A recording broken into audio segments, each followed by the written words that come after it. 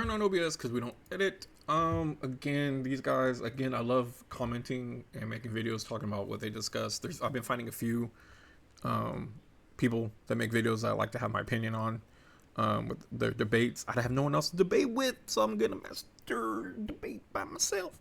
They're coming up with Homecoming versus TASM 2.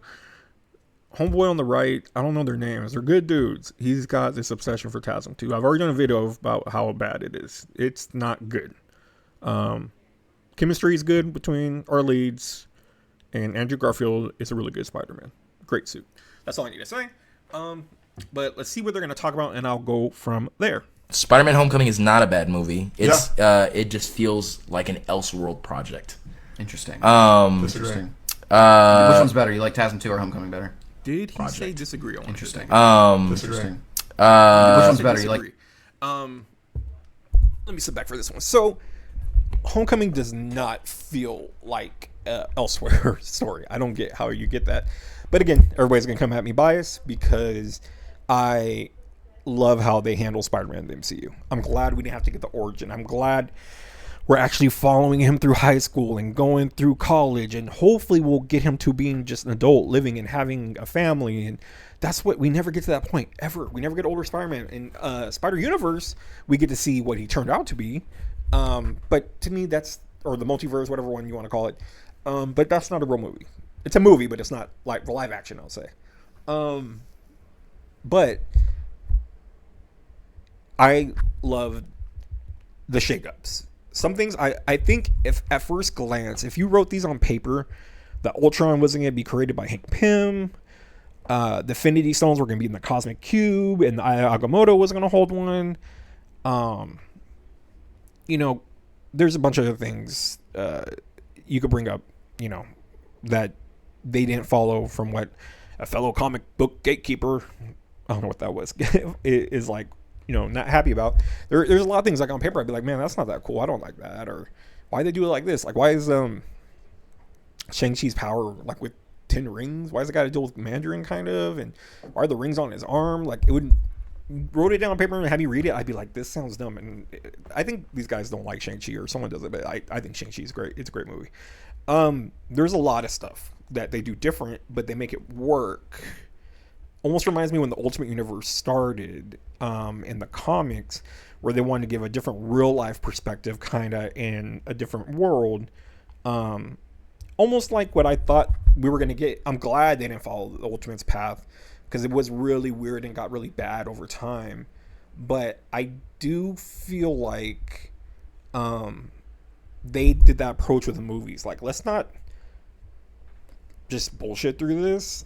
Let's not just plan on making here and there movies and make a lot of money. Let's make it work and make it all tie in together. Now, granted, there's a lot of plot holes through all these stories. There's a lot of things that happen from the TV shows to the movies. I think I made a video about things they want us to forget, but not just for those things. There's other things on top of that. Plot holes like crazy. So it's not perfect. They didn't tie it together perfect by far. They messed up a lot tying it together. But where they do tie it together, it works. Scott Lang becoming Ant-Man first, and how Hank Pym was kind of Ant-Man during his S.H.I.E.L.D. days, and how his wife was, the original Wasp, of course, and she got trapped, and they get her, and that's a whole nother story. It's way different. Yellow Jacket being a villain, way different. Him turning into MODOK later, way different, but I don't like that MODOK. I love MODOK in the comics, but I don't like that MODOK. But it's way different. But the way they did it is smart. I don't like the third one, but it's just a different take, and it worked for this Marvel Universe. It made Ant-Man a very important person. He's not even the brains like Hank Pym is. A very important person to end the Infinity Saga. If he was not there involved, they would not end it, which is crazy. That is Scott Lang, played by Paul Rudd, the guy I remember from Clueless when I was young. He looks the same. He is the guy that basically helps him save the world from Thanos. Put that in your pipe and smoke it. So with Homecoming, I love Homecoming. I like the Spider-Man trilogy a lot. People will crap either on Homecoming or the second one, Far From Home. I don't want to get too much into Far From Home. I'm sure a video will come up where I could talk about why I think that's a really good movie. There's a lot of aspects that people don't think about. And if they don't want to like it, whatever, that's fine. Just don't argue with me and try to make me not like it as well. But the first Homecoming, I think, is just done really well. And I like the fact that we don't see a struggling Spider-Man in the beginning. We don't have to see him sucking at being like, stopping robbers and stuff like that. He actually can't find crime. And he's got a new high-tech suit. It's way over his head. We see him struggling with the high school aspects, which I really enjoyed.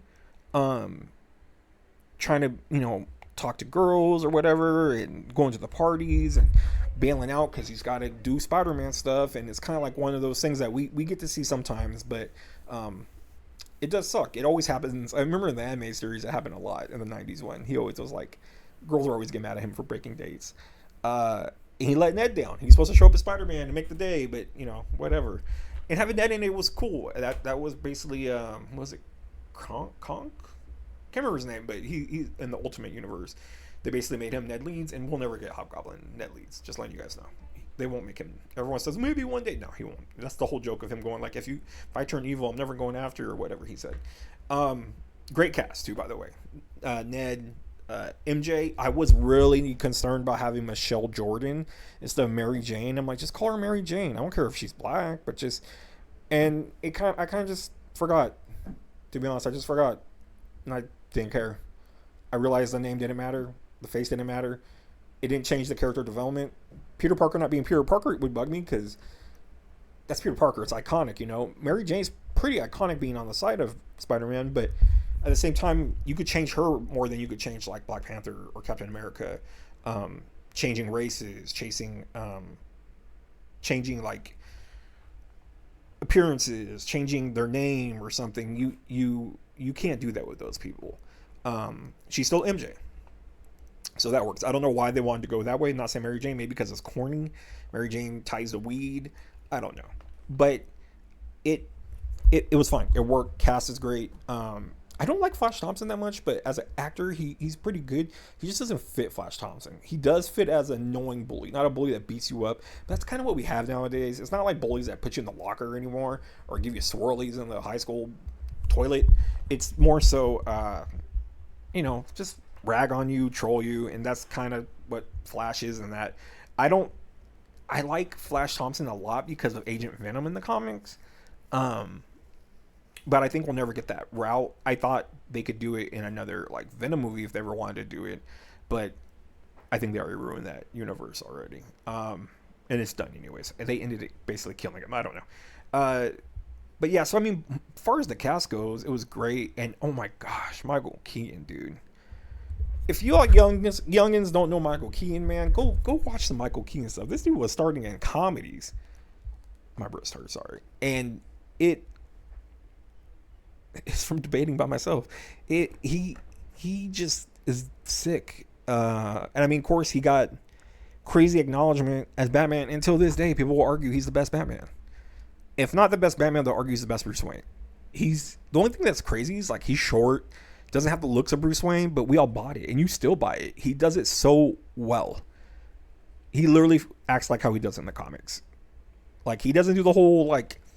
I like Christian Bale a lot, but he doesn't do the whole Christian Bale smug. I'm an asshole and I'm rich and this and that. Like he does it, but he kind of plays it down. Like I've never been in this room before. I don't know. Anyways, not gonna get too much into Michael Keaton. Great as the Vulture. Now let's go with the Vulture. Vulture is a horrible villain. Sam Raimi was going to make Spider-Man 4 with the Vulture. I don't know how he would have done it. John Malkovich was rumored, which would have been really cool. I love John Malkovich. I would hope that he had an idea to make him cool, but holy hell did they make him cool in Homecoming. That is a hard character, and that's what I'll talk about with number 2 one these days. Mysterio is a hard character to make cool. Big ass glass bowl head. Vulture is a hard dude to seem like a threat. The dude in the comics has feathers and flies. That's it. Not maybe what sharp talons or something. I don't know. Any of the comics I've read, I don't remember him being a threat. He does nonsense and causes drama, but that's about it. He never feared for his life with Vulture. I'll say Vulture with Vulture.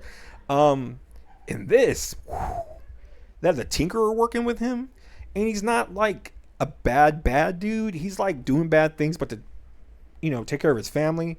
So it's one of those things where it's like, I gotta do bad things to help do good things, and it's not admirable in a way, but it worked. And like, he's literally a vulture. He has a company that picks up crap after they're done leaving things behind. That's genius. That's so smart. He's an actual vulture. And then they're picking up things from all these battles we've been having through all, remember it's an Elseworld, I thought, through all these MCU movies. They're picking up stuff from the Avengers battle, from all that. And then we get Damage Control involved, who they're the ones that deal with it. And that comic is really, really silly. And it's cool that they come in and are kind of like butting heads with him. And that's already nice take, nice throwback to add them in for comic fans. I'm sure a lot of comic fans tip their hat off for that. But having the Tinkerer work for him, and then kind of do the Shocker, not do the Shocker. But you know, it's good. And then having Spider-Man be under this, I'll go with the Vulture first. So him having the suit is dope. I like that they go and they're using the tech to build weapons and to sell the weapons.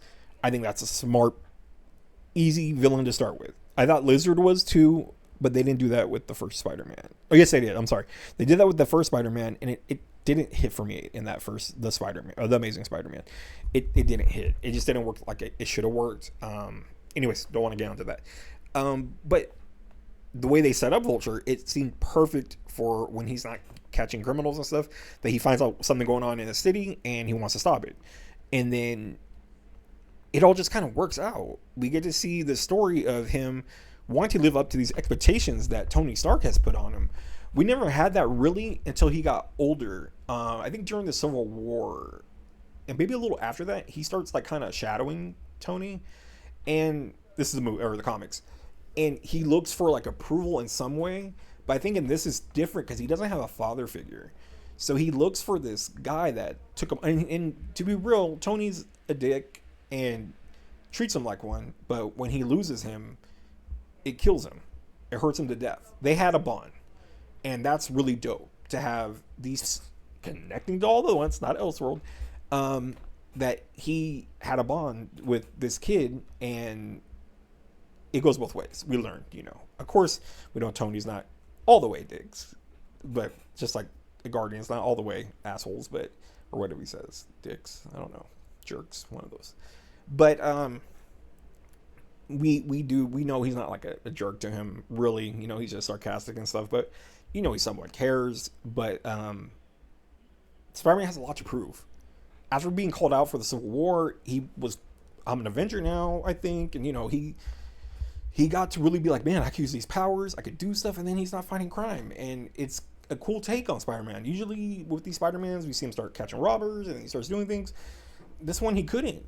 He went to the big level, the big leagues way fast. This is a cool take. He went to the big leagues already and fought Captain America already. He lost, but he fought against Captain America. He got to web up Winter Soldier, web up Falcon. He got to steal the shield. He lived a crazy superhero life within his first time wearing that suit. Now he's getting a churro for saving a lady. So him just wanting to get out there and like kind of even want to use Spider-Man to like even to like just live a little bit. And Ned tries to convince him to use it to his advantage for the girls and stuff. He doesn't want to, but then kind of does have second thoughts when he's going to the party that maybe he'll do it because nothing's going on for him. But then the whole Vultures thing starts happening. We get that little take. We get him learning about the deals. We get the boat scene. I always mention we don't get to see Tom's strength really, and I do forget that he does hold the boat. Again, everyone says he wouldn't have done it without Iron Man. Probably not, but he does hold it for a while. That's strength. So I was thinking like Toby's always like the strongest because of the whole train thing. But I mean, I don't know. I'd put him up there. I mean, we haven't seen them do crazy acts of strength, but you know we've seen Homecoming him one arm pulling up the elevator and stuff like that. So I don't know, but the boat. You know, we have that happen. Iron Man comes.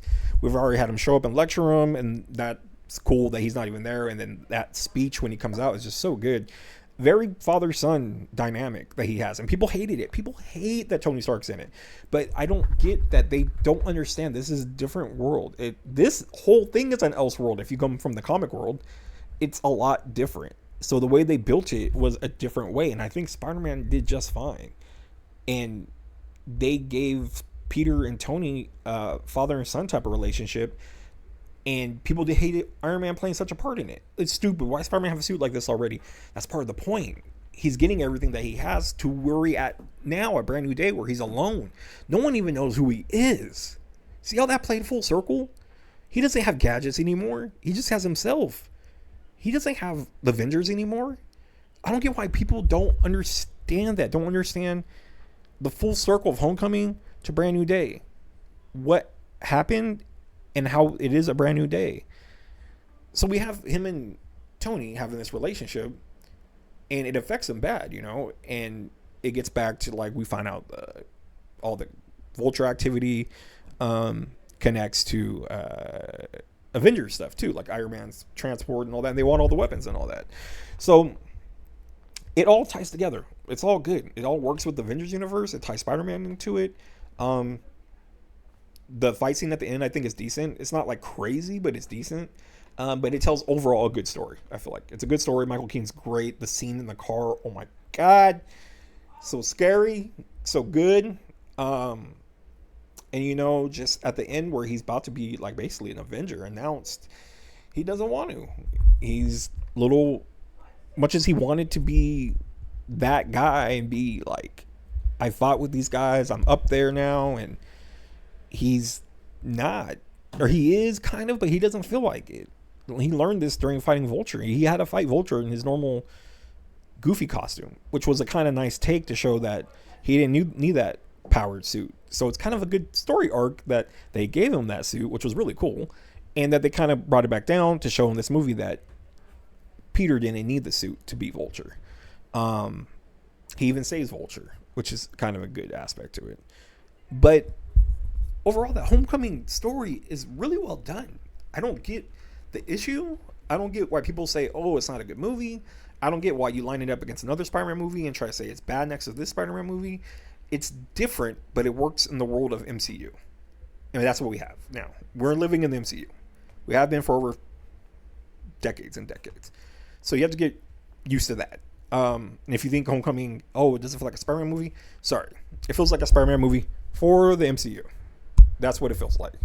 It feels like an MCU Spider-Man movie, not an Elseworld Spider-Man movie. Let's see what anything else they say, and I'll close this out. TASM 2 or Homecoming better?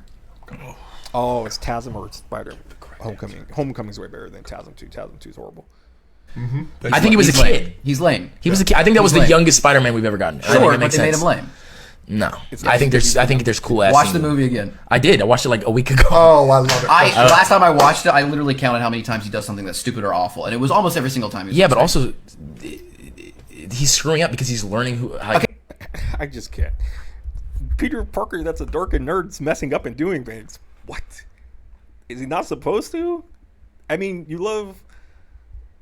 They don't make him do it with Andrew Garfield a lot because he's too cool, but Tobey Maguire, they made him screw up a lot and stuff. You know, it's called Parker Luck for a reason in the comics.